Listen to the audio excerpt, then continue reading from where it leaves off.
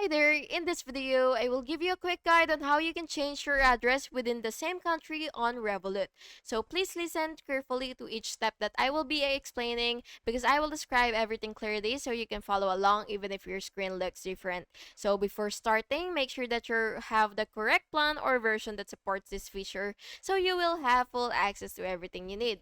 So first, of course, you have to ensure that your country actually has or supports Revolut and has the full version of it. And once you're on you're on Revolut app or website, what you will have to do is of course log in with your existing credentials, and then after that, after logging into your account, you will have to tap profile, and then you will click personal details, and then go ahead and click address and enter new address.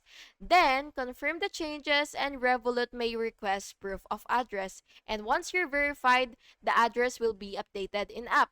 And that's just it. Thank you so much for watching this video, and I really hope it was helpful for you. And if it was, please make sure to like and subscribe for more videos like this. Thank you so much for watching again, and have a good day.